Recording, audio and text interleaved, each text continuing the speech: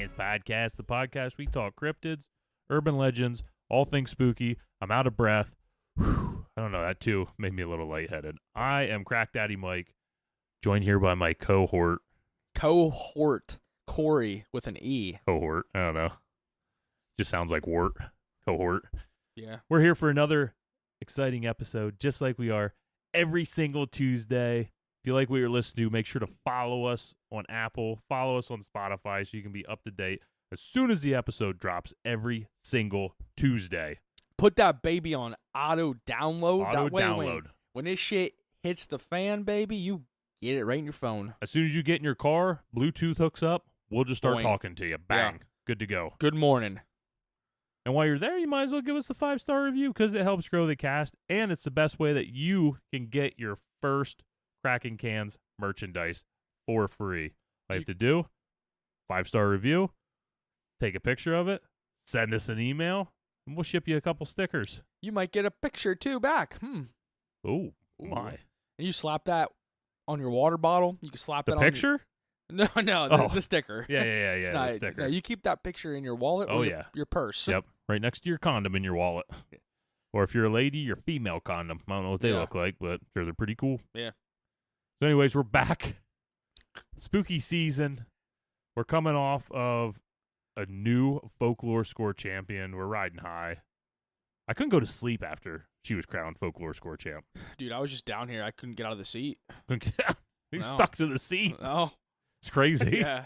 Might have been from my sweat. Yeah, and maybe a little bit of spilled beer, but it's that weird temperature time of year too. I know. It's like, do I wear a flannel? Do I not wear a flannel? Always. Sleeves Cut causes, off. Ooh, yeah. Armpit chafing. I get that. Yeah. So what's up? So we'll do a Tough Mudder check-in. Ooh, this is the final check-in. Final check-in. It's the final check-in. All right, so since last check-in, he has done absolutely nothing. I've probably done 12 ounce curls. 12? I thought you were going to say 12 sit-ups. That's what I was thinking. No, I walked up the stairs probably 3 times. Atta boy. Yep. I walked to the bathroom a couple times, in and out of the refrigerator, and sat at my office chair and probably spun around 4 times. Corey's done nothing, is what he's trying to tell you right now. Yeah, I gave up. Absolutely I told you I gave up, people. Well, we're going to see when he gets his tour ACL and they got to fly him with a helicopter to get home from Nashville. See how that goes. Hell yeah. Oh, I do got a story that I wanted to share. Oh. I don't know if I told you this one. Last week was outside in the morning getting my son on the school bus. Did I tell you about this story? I don't think so. I don't think I did. Take him out the front door. Chicacabra. No. Oh. And this is me and all 3 of the kids. I got to take them to my mom's after my oldest gets on the bus. Got to take the other 2 to my mom. So it's a whole thing in the morning when it's just me. But anyway, I have a whole routine down. Put the baby by the truck in her car seat. The middle one's usually being crazy. But anyway, I walk out the driveway with my oldest, waiting for the bus. He looks up the road. He says, "Daddy," he's like, "is that a dead dog?" I'm like, I look up. I'm like, "No, bud, that's a deer." And dead dog. Yeah, it was a deer. Like Yeah. it must have just got hit. I would say, I don't know, like within the hour. So you went and skinned it. No, so it was like right in the middle of the right lane though. So I was thinking about moving it off the road, but I'm like, it's not in front of our house. Like, I don't care. Yeah, somebody else's It's in front problem. of my neighbors. Yeah. Well, we're standing there waiting. One car comes past. Doof! It drags a little closer. Another car hits it. Doof! Drags a little closer. Third car hits it. It's right in front of our driveway at this point. No, it is your problem. When his bus pulls up, this freaking deer is right in front of my driveway. They open the door. Leaking from every... He steps on the deer to get in the school bus. Dude, I couldn't believe it. Yeah. I was like, screw that deer. Like, it's up there. Yeah. Well, within 5 minutes, it's right in front of us. Right in front. We literally had to step, like, over it to get... Did you move it then? No. I'd have moved it at least across the road. I was pissed at this point. Yeah. Should just moved it to begin with. Came home from work, and it was moved, so somebody moved it. There you go. But yeah, it was just funny. I forgot to tell you. No, I like that. My toe's doing good. Thanks for asking. Oh, I was gonna ask about that thing. No, you weren't. I don't care about You your don't toe. care. You should care about my toe. That's a part of me, and you should care. Damn it. I've seen your toes too many times. I don't want to see. You them haven't seen them enough. Usually Mm. people have to pay good money to see that, and I give it to you for free. I think one time's enough. Have you only seen it once?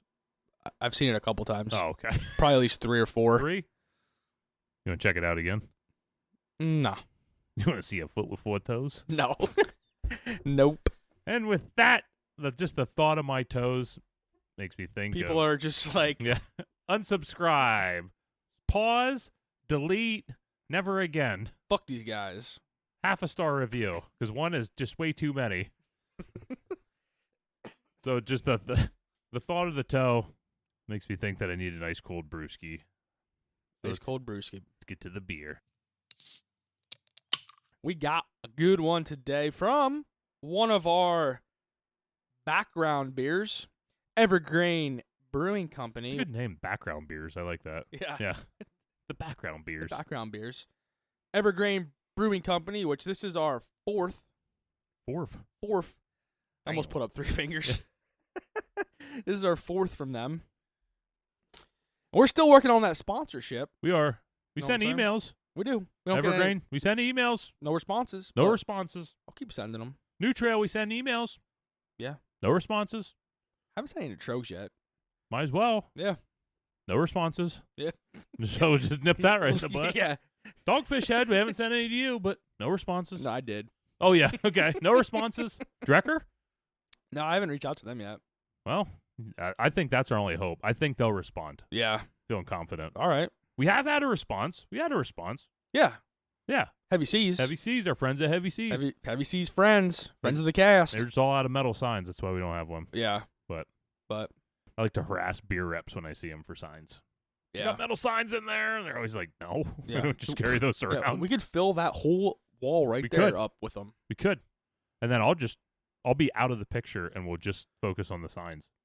Like, you can still talk. We'll just have you out of the picture. We'll put a little green screen on the signs, and we'll put my mouth on it, so it's just my mouth going. It's like the signs talking Well, to the you. mouth and the beard. I want the And the beard, too. beard, Yeah. Nothing else. We'll take I the don't care gray about anything out. else. Take the gray out. It'll be ridiculous. I got a haircut too, by the way. So did I. Thanks for That- noticing. You didn't notice mine either. That's because your hair looks the same. No, it doesn't, Yeah, dude. it does. I cut off like 2 inches. 2 inches? Yeah. Damn. No, I don't know. I don't know hair inches. What? It's It's the like- same as regular Well, inches. It's different. You It's ever the same as regular inches. You ever see the clippers? Yeah. They don't make sense. I don't think it stands for inches. Oh, well, they're like Like centimeters a or 2 on the side millimeters. doesn't stand for 2 inches. Yeah, well, they could. Good. You're right. All right. Evergreen Brewing Company, number 4 from them. They're out of Camp Hill, Pennsylvania. Today's Evergreen beer is Curious Gourd, which is a pumpkin spiced ale coming in at 6.3% ABV. And tonight, we're cracking open this beer right here that couldn't fit our topic better.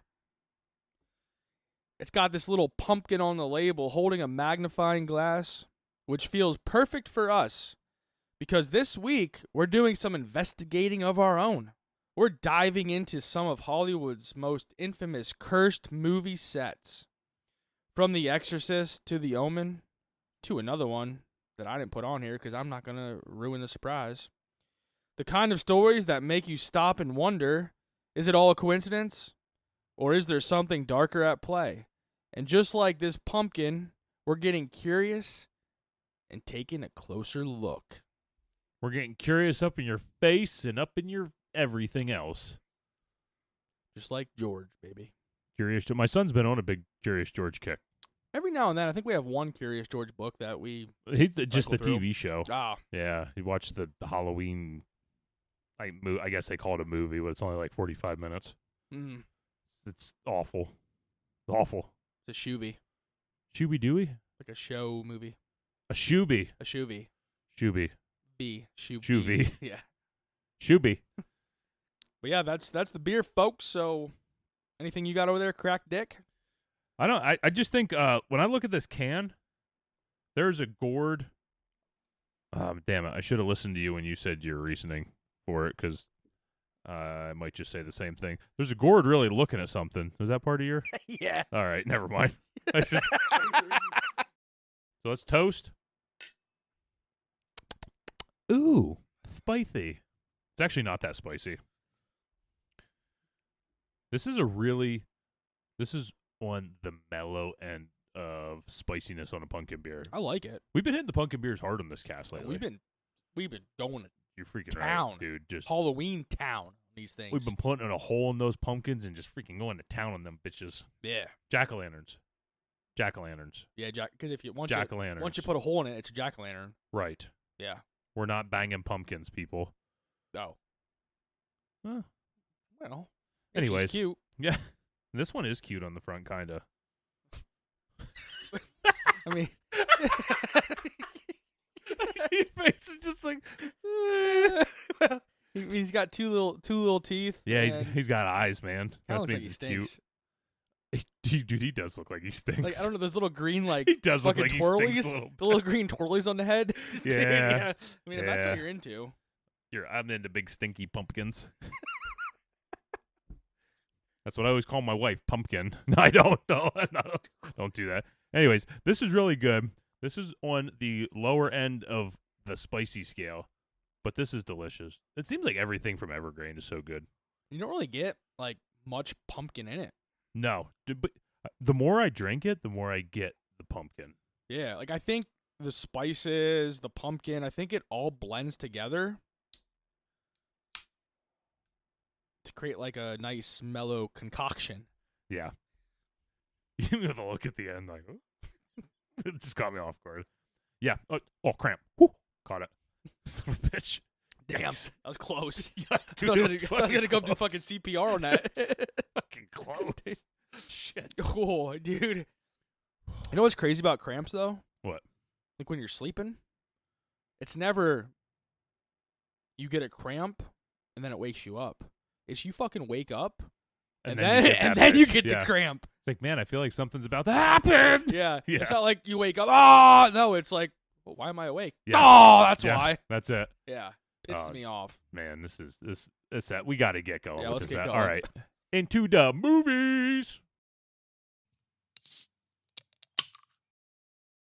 Before we jump into these stories or movies, let's talk about what we mean when we say something's cursed versus it being a coincidence. Because not every strange pattern means something supernatural is at play. Sometimes it's just the universe doing what it does best, being random. But other times it feels a little too deliberate. So what's a coincidence, or the rational side?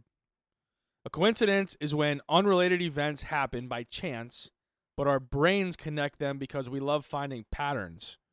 It's human nature. Our minds are wired to make meaning out of chaos. On a movie set, hundreds of people are working with stunts, electricity, heavy equipment. Accidents will happen. When they line up with a creepy script or a dark theme, it starts to feel supernatural. But statistically, it's just probability doing its thing. For example, if a plane gets struck by lightning, that's rare, but not impossible. It happens.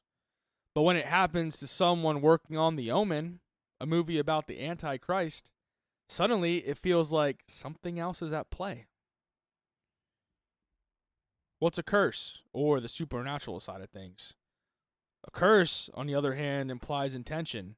It's the idea that something dark, a force, a spirit, a consequence, is attached to a person, place, or object. In film lore, curses often start with disrespect, real human remains used on set, themes that invoke evil, or tragic deaths that seem to activate bad energy. It's not just bad luck, it's bad energy that sticks around. Example, when a fire wipes out the Exorcist set, but the possessed girl's bedroom is the only thing untouched, it doesn't feel random.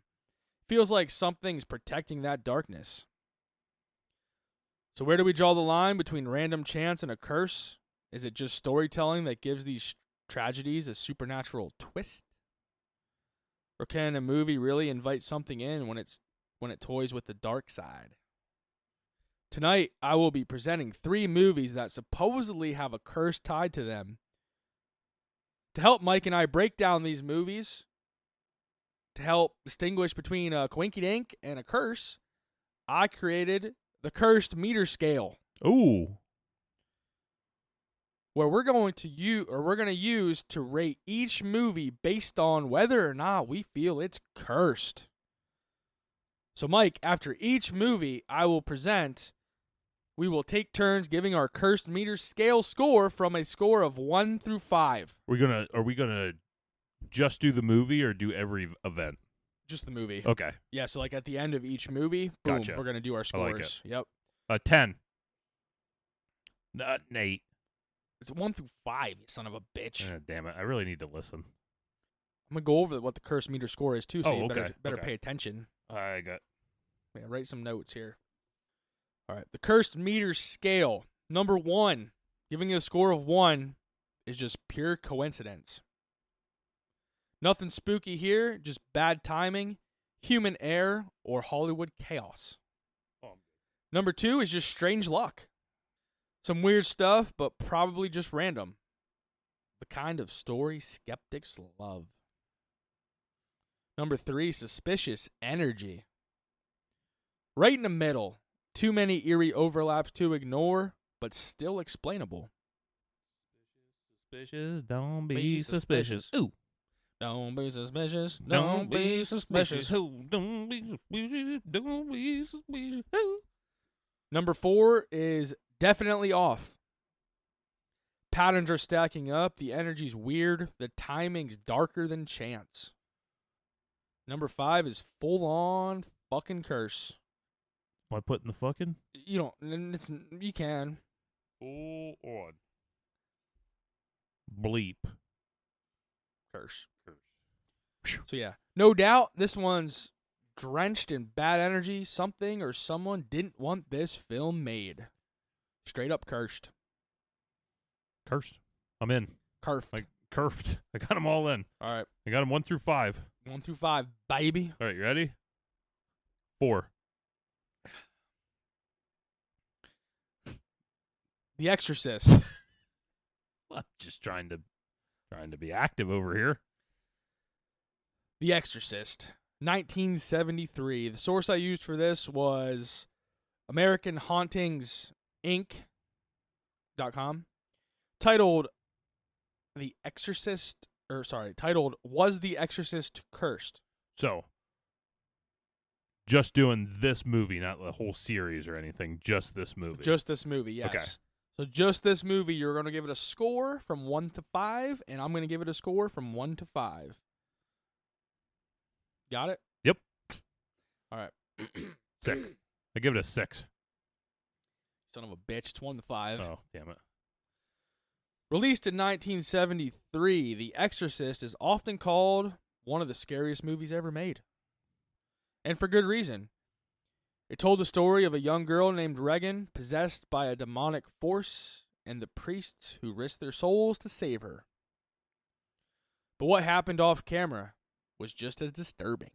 Ooh. In a supernatural, twisted way. Okay, better. Whew. The first incident happened around 2:30 a.m. one Sunday morning when a fire broke out on set. The entire 3-story set of the McNeil home burned. Let me guess. Except for the bedroom. Didn't I say that already? Well, you might have. I think I did say You that. did. I did. But I just want to seem smart. That was the kitchen. Ah, damn it! No, I'm just kidding. The whole 3-story set of the McNeil home burned except for Regan's bedroom. So is this set was indoors? Yeah. So it's 3 stories, but like 3 in a stories. warehouse. Yeah. Okay.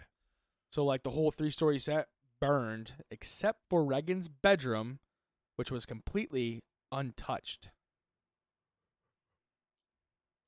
So before I go any further, what's your thoughts with just they have this whole set, for the movie and the bedroom where the exorcism and everything takes place is untouched. It's weird. Yeah. It's weird. I'm not gonna go fully into definitely Yeah. off territory yet, because it could have just been the fire started farther away from the bedroom. Bedroom was all the way upstairs. It was working its way Like, there, worked its and way around it or the something. firefighters Yeah. got there and put it out before. So I'm not Yeah. not totally there yet. Yeah. Filming was delayed 6 weeks, and the fire was reportedly caused by. What do you think the fire was caused by? A mouse Close. chewing wiring. I mean, you're close. Okay. It's caused by a pigeon that flew into a circuit box, causing a short circuit that ignited a fire. That seems like a kind of a crazy way for it to happen, though. I know it does. Like just a pigeon to just fly Yeah. into a freaking Yeah. breaker box and poof. And then I did a little researching. And he figured out that tens of pigeons a year die from power lines. You should know that. You like climb up poles. Kinda. You ever seen pigeons? Yeah. How many? Tens. Thousands? They're not dead. They're just hanging out watching. Yeah, I got you. Yeah. Sometimes they're hanging out up there with a squirrel. Like- Sometimes there's 3 pigeons, a squirrel. And a robin. No, robins don't hang out with pigeons. Did you do your research before you looked into this episode? Yeah, What? robins. Robins wouldn't fly into boxes. know. They're just They're like uppity up. yes. I know. Come on. Anywho, Anywho. back to the story. According to spiritual symbolism, pigeons are seen as messengers or carriers between the spiritual and earthly worlds. Is that real? Yeah. Okay. Never heard of that. At least in before. my- Just never heard that Just before. in my quick little search I did. Yeah. Okay. So was this just an accident caused by a random bird, or was it, in a strange way, a sign, a message about what the film was stirring up? So what do you think?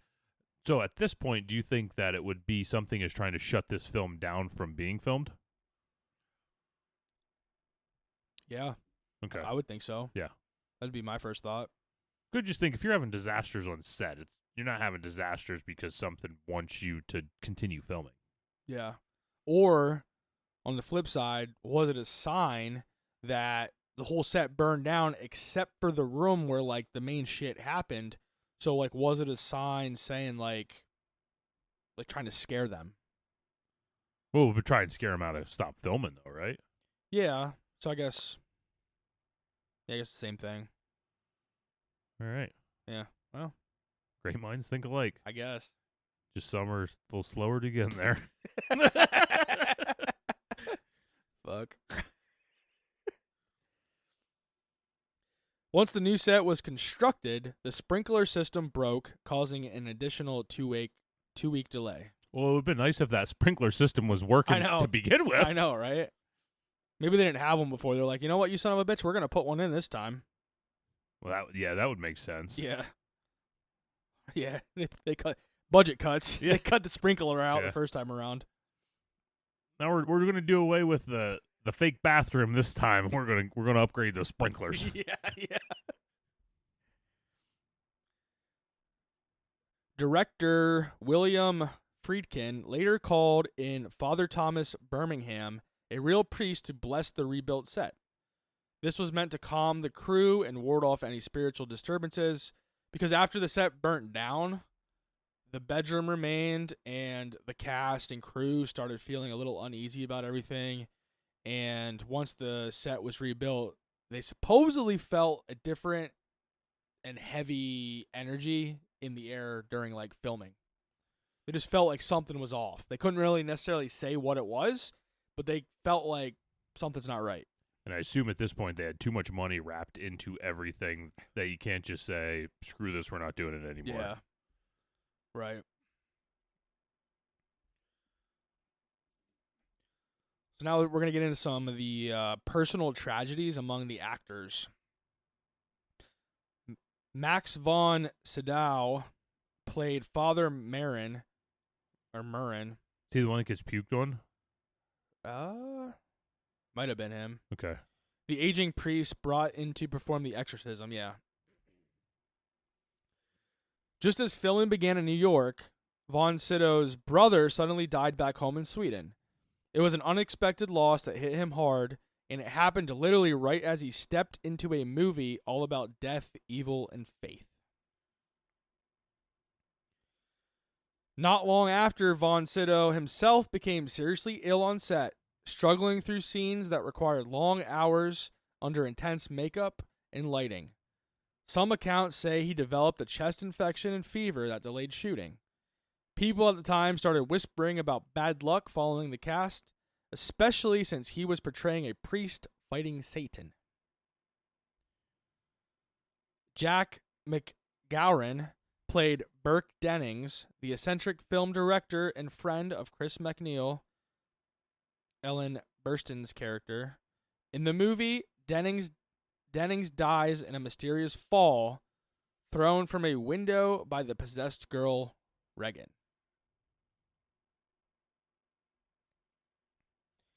In a chilling coincidence, McGowan himself died shortly after finishing his scenes. Reportedly just a week after his character's on-screen death, he contracted influenza during a London flu outbreak in 1973 and passed away before the film was even released. It gave everyone on set goosebumps because it felt like the events of the movie were starting to bleed into real life. Jason Miller, who played Father Damien Karras, the younger priest who struggles with his faith throughout the movie. While filming, Miller reportedly had a near-tragic accident involving his son. The story goes that one day while Miller was on the East Coast during production, his son was hit by a motorcycle at the beach. The biker, and when I read this, the biker came out of nowhere. It just came out of nowhere. Yeah. The biker came out of nowhere, and though his son was badly hurt, he miraculously survived. Miller was shaken by the whole thing, the randomness of it, the violence, and how close it came to being fatal. Some of the crew members at the time saw it as yet another piece of the so-called curse following the cast. Was it a hit and run? I don't know if it was a hit and run or Okay. not. Yeah, I don't know if I don't know how that played out. I got all kind of notes going over here, so Yeah, I see you out of my peripherals over there scribbling shit. don't mind me. I thought you were just drawing smiley faces. No, I got notes. Okay. Ellen Burstyn, who played Chris MacNeil, Regan's mother, had one of the most documented accidents on set. During the scene where her character is thrown to the floor by the possessed Regan, Burstyn was attached to a wire rig meant to yank her backward safely. But during one take, the stunt went wrong. The wire pulled her too forcefully and she slammed her lower back against the hard floor. Her scream in that shot is completely real. That's her actual reaction to the pain. The injury was so severe that she was bedridden for weeks and caused her permanent back problems. And director William Friedkin was often known for pushing his actors to extremes for real reactions, and he kept that take in the final cut of the film. The fact that her injury happened during a possession scene only fueled the movie's cursed reputation. Some of the crew accidents and misfortunes. During set construction, a carpenter was working on one of the interior sets, the ones representing Chris MacNeil's home. In a freak accident, he sawed off his own thumb. That could happen to anybody. Yeah, it could. Look at me. Yeah, 4 fingers. Well, give him the old thumb trick. Ooh. Yeah. Yeah, we call him 4 fingers. You guys, Yeah, We haven't mentioned that yet. Yeah, you guys know me as the hefty lefty, Yeah. but around here they call me 4-finger Mike. yeah, 4 finger Fred. Yeah, I don't know why. my middle name used to be Fred. Yeah, till he cut off his finger. Yeah, then I changed it to Leroy. No one really knows exactly how this dude cut off his thumb, but accidents like this were not uncommon on a production that was constantly moving, building intricate sets, and working under intense deadlines. Even so, it fueled the growing sense that something strange was happening on the film, a curse following the movie in subtle, painful ways. Another accident happened on the technical side. A lighting technician responsible for all the eerie shadows and nightmarish angles lost a toe in a mishap with... Now this is, hold on. Yeah, this hits Let home. me lean forward here because Yeah. this This hits close. I know. They call me four-toed Floyd. Floyd. Yeah, He's a lot of names. it all happened at the beach with my family. I was carrying all the stuff back and I tripped and my big toe it just fell right off. Yep. So yeah, this This is It's going to hit close. Yeah. Let's hear it. So yeah, he lost a toe in a mishap with heavy equipment. Big toe? I don't know what toe it was. It's probably his little toe. Probably. Not impressed. No. Sorry, bud. Yeah. What kind of accident did he lose his toe, though? I don't know. I couldn't find exactly what happened. Just lost it. Like, Something- it seems like a pretty extreme thing to just know. lose a toe. It said with heavy equipment, so I don't know if something crushed Something his ran toe over and it or just- something, yeah, maybe? just- Ooh, yeah. yikes. Something heavy fell, like a piano, A piano, because they're in the city, they're always moving and those it things. just landed on his toe. Just one toe. I can see that. What Unless- happens to unless- Elmer Fudd? That's a coincidence, not a Yeah. curse, though. Yeah, true. I'll give that a 1. Yeah. The Pazuzu statue, the iconic demon figure central to Reagan's possession, was shipped from the United States to the set, but it went missing in transit, delaying production. The statue wasn't just a prop, it was the embodiment of the movie's evil on the set. Losing it felt more inconvenient. It added a symbolic omen for the crew. When production resumed, it seemed like nothing could go smoothly. I could see that being a problem when you're starting to ship demonic tokens or whatever they are. Yeah, you know? yeah. Eek.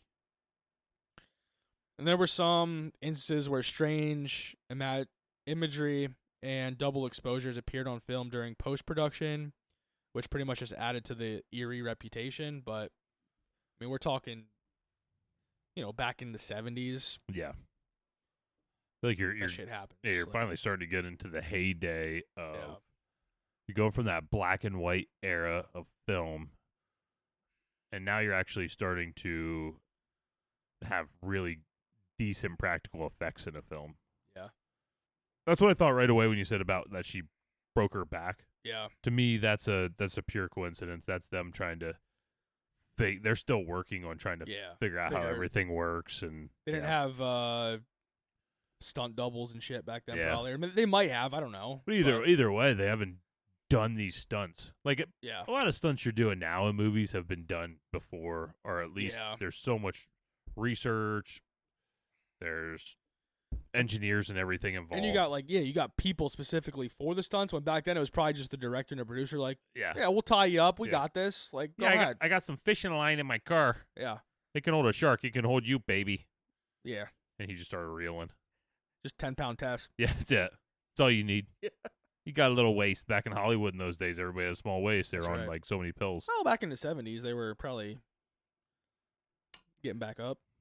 Maybe, what's that mean? Normal. Normal? You don't think they Like- were? You don't think they were still? Not normal, but all right. We're gonna get canceled. Or I'm not gonna I'm get s- canceled. I'm gonna get hate mail. I just don't even, I'm just not even sure where we're going with I this. don't know. Anyway, Corey hates fat women. no, I don't. No, I don't. Corey hates fat No. women. Keeping All right. that in. What's your score?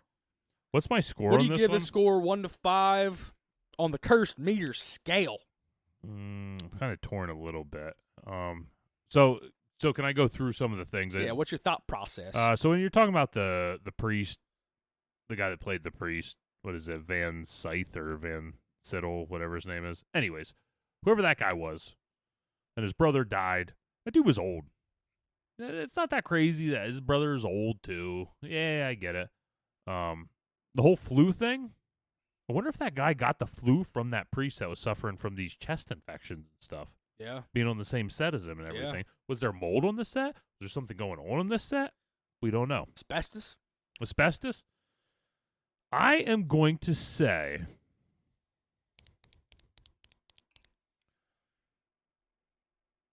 I'll give this one a 4.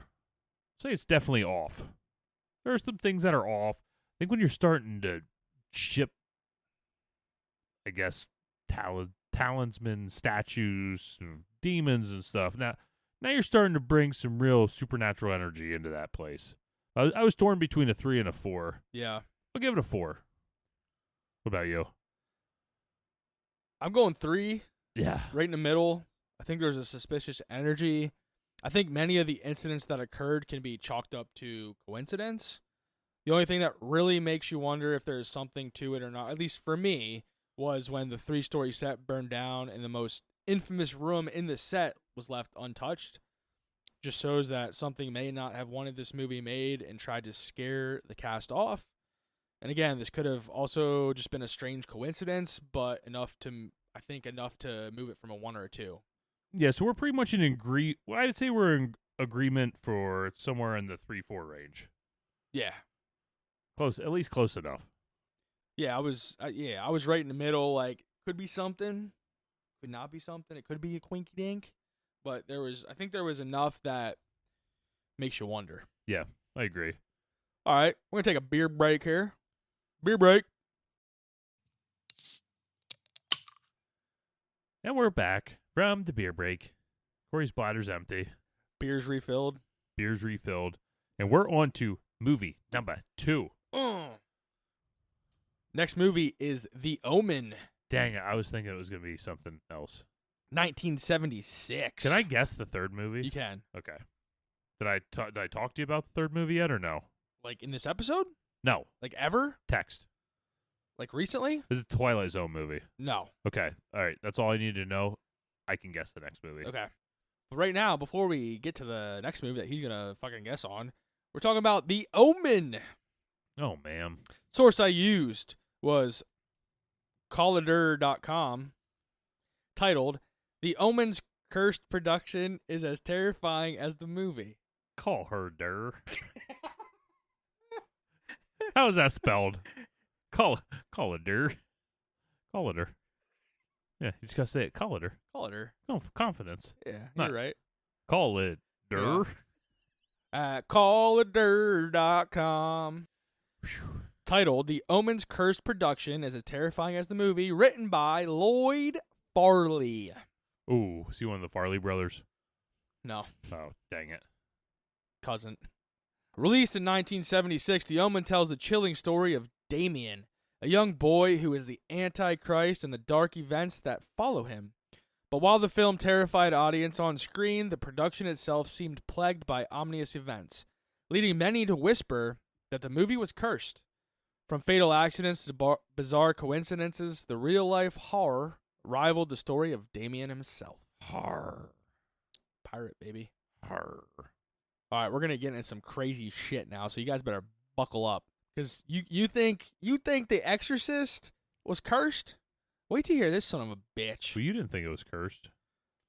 Well, I was like, You thought it had suspicious energy. well, Well, get me on the right time of the day. It's probably going to flip over to a curse. okay. Give me one extra beer. That shit's cursed. All right. Well, we should be good now. Wake up in the morning feeling like P. Diddy. It ain't cursed. Yeah. Hit the city, bitch. Let's go. Gregory Peck, who played Robert Thorne, was flying to London to start filming when lightning struck his plane. Scary, sure, but maybe not the craziest thing in the world. Planes get hit sometimes. It happens. But then, only weeks later, the same thing happened to executive producer Mace Neufeld. Lightning struck his plane while flying to Los Angeles. And not long after that, writer David Seltzer's plane also got hit by lightning. That's 3 people all connected to The Omen, all struck by lightning within weeks of each other. All their planes? All their planes. Yeah. Yeah. Okay. Crazy. Like weeks from each Yeah. other. And if that's not weird enough, Oh, it's weird. it gets weirder. While filming in Rome, producer Harvey Bernhard was almost struck by lightning. It came What's down. up with the lightning, I don't man? know, dude. Lightning Jeez. came down so close to him that it singed the air around him. Did I ever tell you about the time my dad thought he died by lightning? No. So he was sitting on the toilet going to the bathroom, and he had the blind open looking over the field behind our house. The tree right behind our house got hit by lightning, and he said it was so bright that he couldn't see for like a couple of seconds. He thought he died, like on the shitter in our house, saw this lightning flash and just thought he died.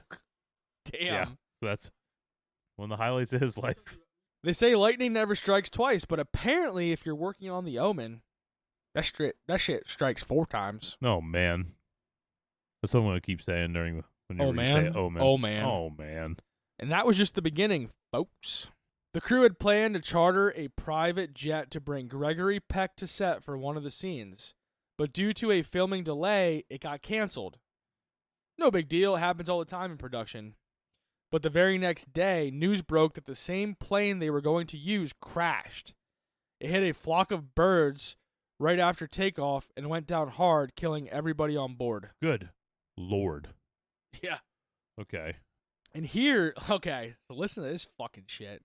When the plane crashed, it struck a car on a nearby road, killing everyone inside the car. The people in the car were the pilot's wife and 2 children. What'd that dude do? What did that dude do? Just Had connected to do something. to the Omen, man. It's not good, clean living. I know that. It's just connected to the Omen.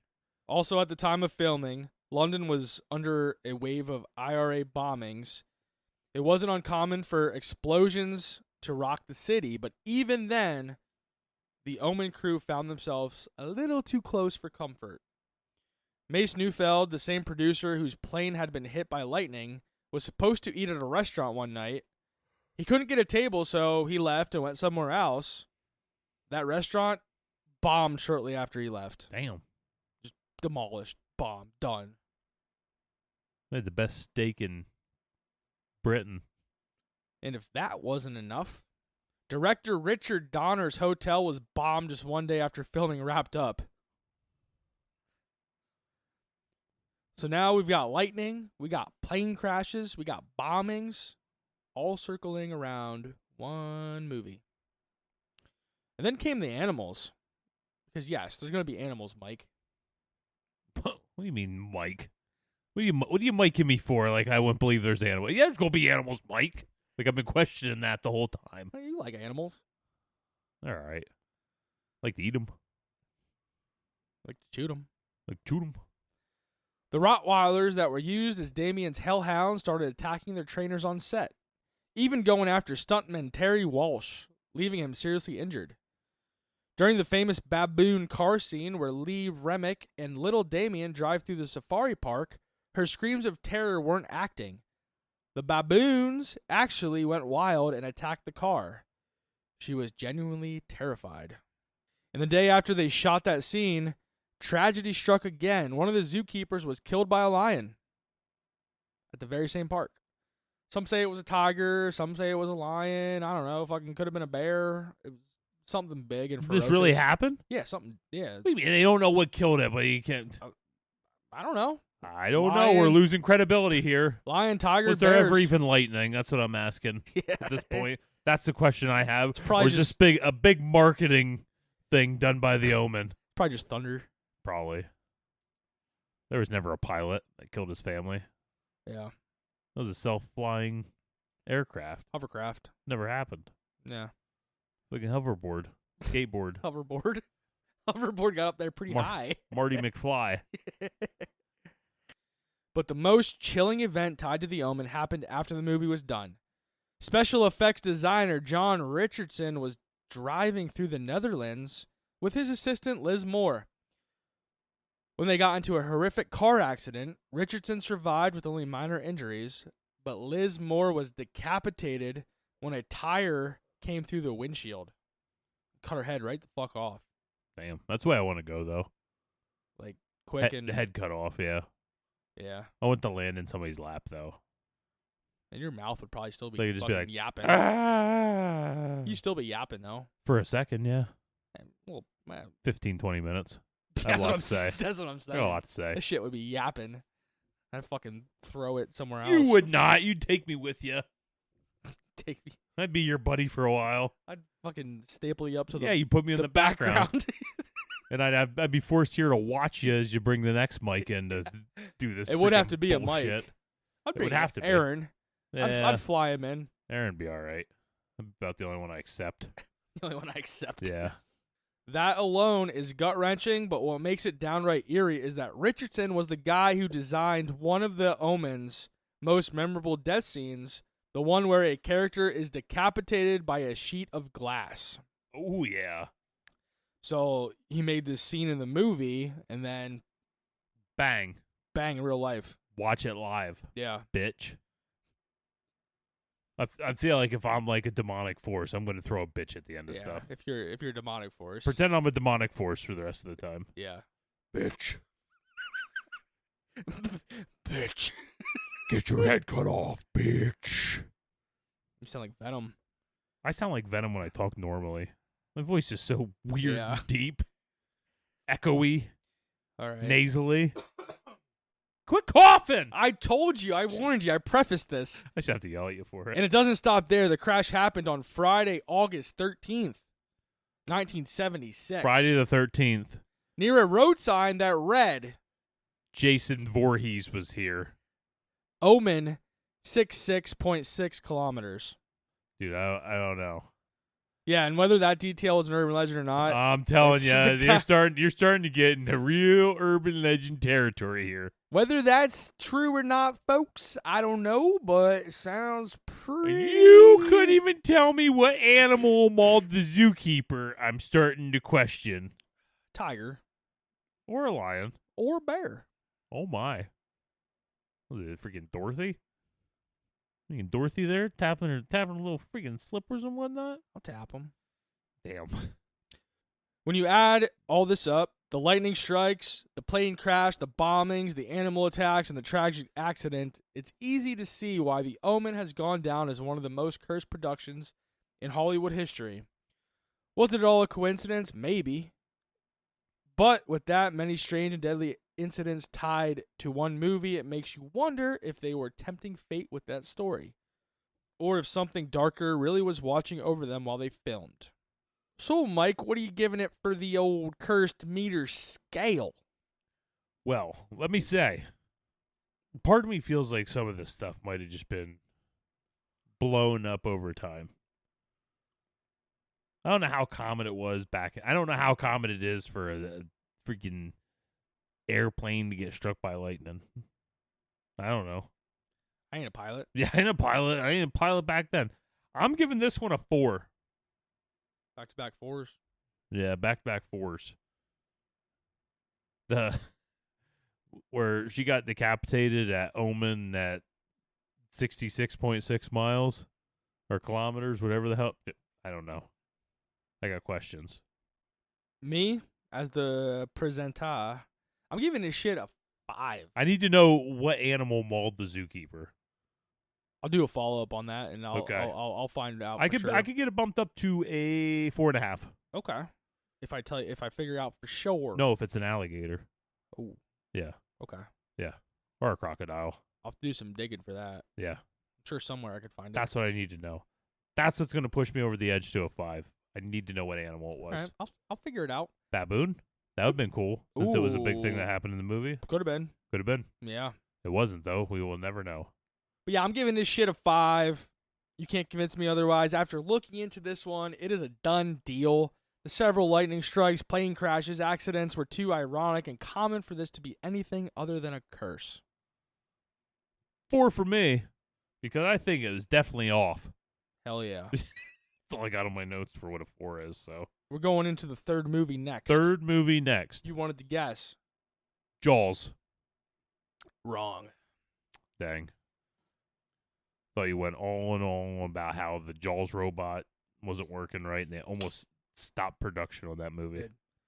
No, we're going Rosemary's Baby. Oh, man, dude, I watched that movie. I did not like that movie. Everybody's like, oh, it's a classic. Yeah, I didn't like it. Maybe it's because, I don't know. I didn't like it. I didn't like any part of it. Boring. I don't give a shit about the movie itself. We're talking Boring. about the curse. Well, I mean, if a movie's crappy, what's the point in cursing it? You know what I mean? Yeah. I'm just saying. Yeah, well, we're going to talk about it. You know what movie won't be cursed? Because it's awesome? Pee-wee's Big Adventure. Oh, yeah. Don't you dare say Halloween ends, because I'll come right across this I was fucking gonna- table I at was you, gonna say you it. son of a bitch. I was going to say it. Not Halloween ends. Shit. Hear that, folks? You want to get old Mikey Poo riled up? Dude, I absolutely, I will put this out. There is a bounty out there. Bounty. I will send you a hat. I will send you a shirt. I will send you a koozie. I will send you stickers. If you can convince me that Halloween Ends was a good movie, that it made sense, that it had to be included in that trilogy, if you can give that to me, I'll give you all kinds of shit. You ain't getting a hat because they're all gone. Oh, I got 2. I got them stashed away, buddy. You can give me your own hat. No, I'll give him I will give you my own hat and my own underwear if you can convince me, because there's nothing you can do. There's nothing you can do. We can get an actor from that movie to come on the cast, and they will not convince me that that's a good movie. Get us an actor from the cast of that movie. I'll flip out. I will absolutely flip the fuck out if they do that. If I bring that director on here, I will flip out. We want Michael. He's not gonna say anything. I'll flip out on that dude too. I feel like that movie makes me so irrationally mad. I would go toe to toe with Michael Myers. If you just told me, yep, this is the filming of Halloween Ends, you slammed a door and it was me and him locked in a room together, I would be so mad. I think I could take him on. I'd probably rip his head off with my bare hands. Yeah, I never finished the movie because it is bad. It's beyond bad. I should have never started it. There's people on Facebook that try and say that it's not that bad of a movie, and to this I say go to hell. All right. Well, anyway, folks, Rosemary's Baby. It's an all right movie. It's not as bad as Halloween Ends. You ever see Halloween Ends? That's a bad movie. Saw like 30 minutes of it. That was enough. That's the good 30 minutes too, dude. Oh God, can't imagine what the rest of it looks like. I'll tell you someday. Source I used was VanityFair.com, titled "The Most Cursed Hit Movie Ever Made," written by, you're not gonna believe this, Rosemary Counter. She just got to push her own agenda. I know, This dude. bitch just got to push her own agenda. Fucking Rosemary. Bullshit. Yeah, I know. I should have used a different source because I'm like, well, I don't know if I believe you now. Probably people get mauled by animals, but they don't even know what they are. Son of a bitch. So let's. I'm so mad because you talked about Halloween Ends. I'm Yeah. so mad. You should have brought that up as a curse movie. Why is it Yeah. cursed? Because Mike loses his freaking mind hole over it. I'm sweating, dude. I have to get like a blood pressure machine down here and just I'm like freaking sweating, man. bring that up periodically just to see what your blood pressure goes up to. Dude, you know what got my blood pressure up the other day? Not mean to go too off topic, but my kids were at the house and like my two oldest were fighting over a toy. We have two of the toys. The other toy was like 6 foot away from them, but they both needed this one toy. And they're like fighting. I got so mad. Stood up. I ripped it out from them. It's like, nobody gets a toy. Right? I kind of threw the toy over in the toy box, and all I heard is my youngest just go, my blood pressure went from being through the roof to just totally calm when I heard him laugh at that, like, ha, got you guys, suckers. Yeah, it was great. I don't know why that just made me lose it. Yep, been there. So let's set the scene. It's 1968. Rosemary's Baby hits theaters. The movie was made in 68. Wow. Yeah. Wow. A chilling story about a young woman who suspects her husband and neighbors are in a satanic cult. With tuberculosis. Shut the fuck up. Say I knew it. you were going to Go say ahead, it. say it. Tuberculosis. There you go. I You've know. been I didn't practicing? practice it. I have. Driving to work, I'm just like, tuberculosis. Tuberculosis. I fucking practiced that shit because I knew you could bring it up at some point. I didn't know it was going to be today. Wish you would have practiced before Stanley Hotel. Yeah, I did. Actually, to be honest with you, I never said that word before, like out loud, I don't think. And I've watched so many ghost hunting shows, and that term gets brought up so many times in those ghost hunting shows because they're Yeah. always at places where tuberculosis was an outbreak. Yeah, well, whatever. This movie about the young woman who suspects her husband and neighbors are in a satanic cult, trying to use her unborn baby for their rituals. The movie is sleek, slow burning, and absolutely terrifying in how real it feels. Slow burning. Yeah. The shit is slow. Yeah, that's what I'm saying. But what makes Rosemary's Baby infamous isn't just the movie, it's what happened to everyone involved after the camera stopped rolling. The first unlucky soul tied to this so-called curse was Rosemary. Krzysztof Kmeta, the composer for the film. Kmeta, a Polish musician, crafted the eerie, unforgettable score that haunted the movie. Details of his death are scarce, but Roman Polanski, the film's director, told it this way. In autumn of 1968, Kmeta, 37 years old, was roughhousing at a party, slipped and fell off a rocky cliffside. What the? Okay. He spent 4 months in a coma and died the following year in Poland. Okay. I don't know what kind of party that is. Cliff party. Ain't no party like a cliff party until you Yeah. fall. Off a cliff. Oh, yeah. That's where you're falling at a cliff party. Yeah. The eerie part in Levins, There was no cliff. Ira Levins' novel, a character who suspects the witch's plan suffers the exact same fate. A mysterious fall that leaves him in a coma, almost as if Cometa had stepped into the story he helped bring to life. Next came William Castle, the producer of Rosemary's Baby. Castle was a legend in horror known for his theatrical gimmicks. Think buzzers under seats, skeletons dropping from ceilings, and other ways to terrify audiences. After the film came out, he started receiving waves of hate mail from people who accused him of mocking religion. The stress got to him. In April of 1969, he was hospitalized with severe kidney stones. I can relate with them. They suck. You ever been in the hospital? Not in the hospital, but I didn't know. I can relate with kidney stones. Yeah, okay. Yeah. Coming out the pee hole. Yeah. Not fun. I shit them right out. You shit them out? Oh, like size of grapefruits. Dude, I should probably try that. It's better. Easy. It's so much easier than peeing them Bigger out. hole. Yeah, for sure. Yeah. Especially when they clump up. Yeah, it's all bored out. Yeah. We're good. Rather than, yeah. Delirious, he began shouting lines from the movie, reportedly screaming, "Rosemary, for God's sake, drop the knife!" He survived, but barely. Castle never made another big Hollywood hit again. What was he again? He was the producer. The producer of the movie. So like when he was delirious and shit in the hospital for these kidney stones, he was what like he was quoting that movie. Dropping fucking quotes from this movie. Then came the most tragic and infamous part of the curse. Roman Polanski, the director, and his wife, Sharon Tate. Sharon Tate. Ooh, you okay. know what's about to happen. Yeah. A rising Hollywood actress.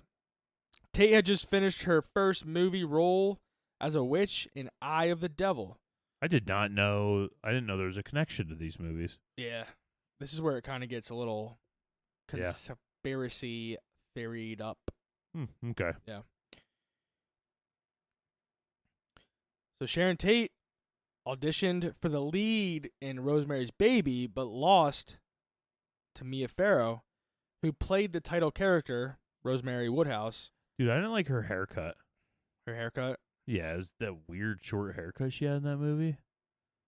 It bothered me. It was weird.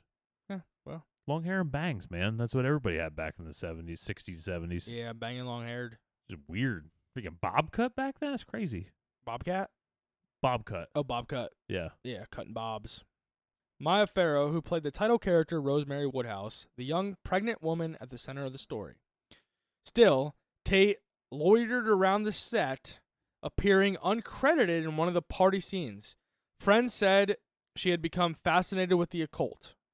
Some even claimed she once said, "The devil is beautiful." By 1969, Tate was 8 months pregnant with the couple's first child. Polanski later wrote that the last time he saw her, he had a dark, intrusive thought that he would never see her again. So, like, the one night he just had this thought pop in his mind, like, I'm never going to see her again. Polanski later described it in his autobiography as a grotesque thought that struck him suddenly, but at the moment, he couldn't have known how real or prophetic it would turn out to be.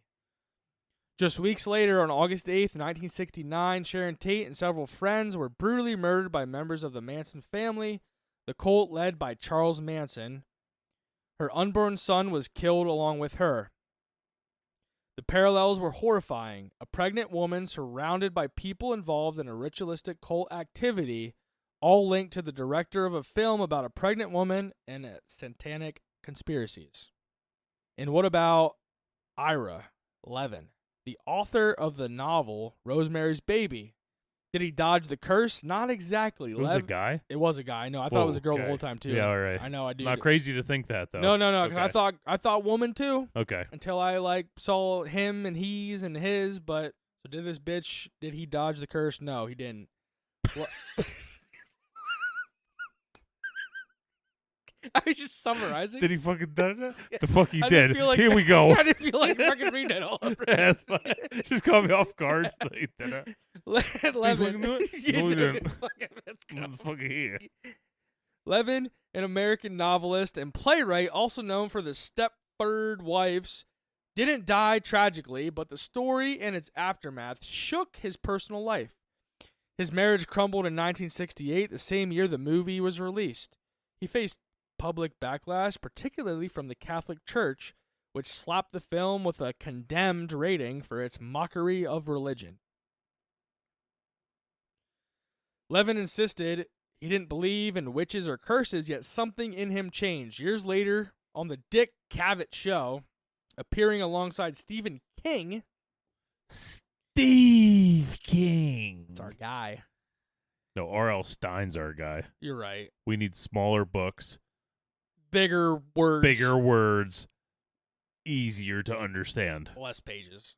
Yes. Well, that's, yeah. Dude, I read Stephen King's It. Oh, yeah? You ever see that book? No. I saw Harry Potter. Is it close? Dude, it's bigger. Damn. Yeah. Oh, yeah, dude. Oh, yeah. The book's like that thick. Pretty thick. It's thick. It's dummy thick. Yeah, Dummy Braxton thick. That's too thick for me. That's right. So anyway, Levin appeared next to Steve King. Steve King. Son of a bitch. I can't do it without saying I should have it. kept going to stop Yeah. you. Levin looked. Right at Steve Shut the King. fuck. He looked uneasy and admitted, "I wasn't scared as a child, but now I am terrified." And Steve King looked at him and said, "You'll get over that over time, young lad."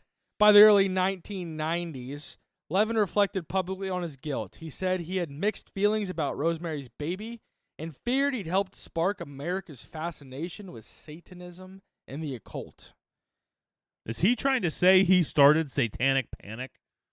No, Is he trying to say he's the godfather of it? No, not the Godfather. Okay. Fodder? Fuck. He's saying that he helped just make this shit popular. He ain't the godfather. No way. Not the godfather. Not the one we know today. And this was like quotes. Why are you so quiet?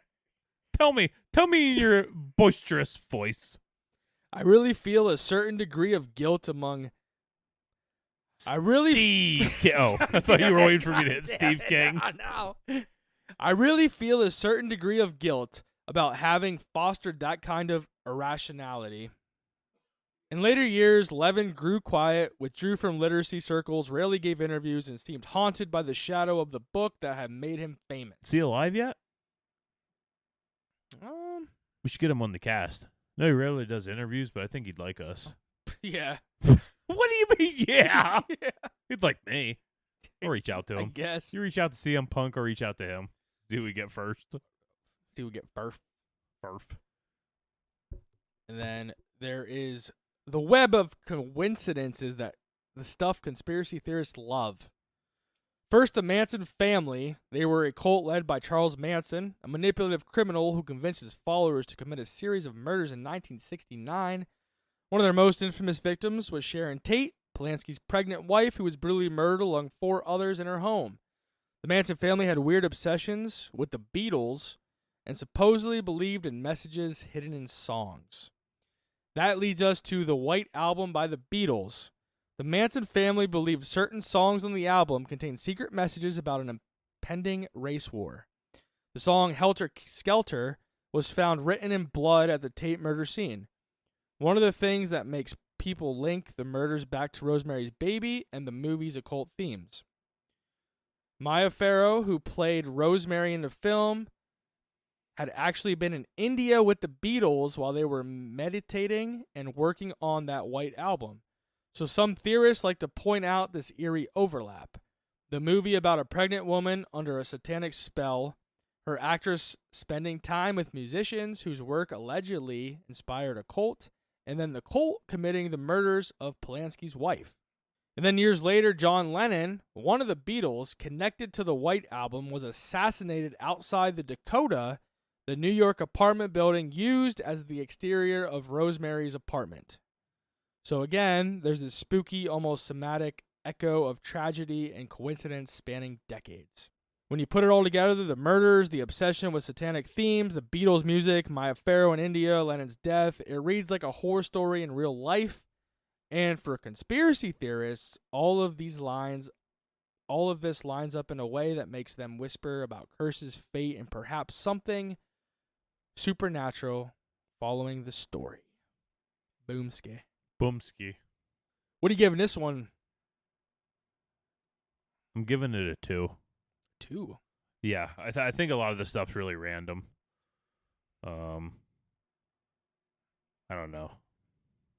I don't think Charles Manson is as clever as we come off to him to be. I think he's really good at giving people drugs and manipulating them. So I just think a lot of that crime was just more of a crime of opportunity. Yeah. I don't really see the connection to the movie. As far as like Lennon getting assassinated outside that's just like the building that they just showed, just clips of or whatever. We're in New York. There's buildings all over. It could have been any building. I'm not linking this one as much as like the Omen or the Exorcist. I think there's a lot of strange luck and randomness that went involved in a lot of this conspiracy. Personally, what do you think? Yeah, I mean, I'm kind of right there with you. I think it's a 2. Yeah. I think it's pretty low. I think this movie or the book could have helped grow the idea of, the occults and stuff. And I think, yeah, I don't doubt that aspect of it. Maybe the Mansons and stuff, they read the book, they got like into this thing a little bit more because of it, possibly, and then just kind of everything played out. But it most likely was just a coincidence how all this stuff was kind of tied together. I don't know. Yeah, that's just where I'm leaning. So if we had to rank these 3, I would say Omen 1, Exorcist 2, Rosemary's Baby 3. Yeah, that's what I'm thinking too. Yeah. I think the Omen was nuts. Oh, man. There it is, folks. There it is. Dad jokes, buddy. I'm here till Thursday. Well, not really. Pretty checked out by the weekend. You'll be outside. That's it, right? The 3 movies? That's it. That's what we got for 3 today. movies. So thanks, Corey, for presenting. Not going to hit another boomski? Boomski. Boomski. And make sure, if you guys liked what you heard, make sure to subscribe. Follow us on wherever you're listening to. Subscribe to us on socials, Facebook, Instagram, YouTube, TikTok. Everything else is just like, meh. If you have any good ideas for the cast, if you have any good ideas for episodes, we are always open to suggestions. crackingcanscast@gmail.com. We return every single email within 24 hours. And we type it up ourselves. Corey does. Because I get nervous answering emails. It's kind of my thing. Yeah. Usually you're like, hey, so-and-so emailed us. Yeah, I do that. Hey, did you see the email? You want to take care of that? I got you. I don't send emails. I don't understand what button to hit. Do I hit reply all? Do I hit reply? Well, there's forward? only 2 what of the you. fuck's forward? Yeah, what the hell's forward? I want to keep moving forward. Should we hit that? This is great. Yeah. Yeah. So if you guys like what you hear, make sure to give us a 5-star review on whatever you're listening to because it helps grow the cast. We want to get rolling. Spooky season. And with that, I am the Crack Daddy Mike, MICIM. Out of here. I'm the BK Corey. That's Corey with an E. This is my last message before I blow an ACL to you guys. So I'll be coming back with 1/2 of an ACL. And you know what ACL stands for? ACL. Corey is stupid. That's what it stands for. Mike's dumb. Corey is stupid. Corey is stupid.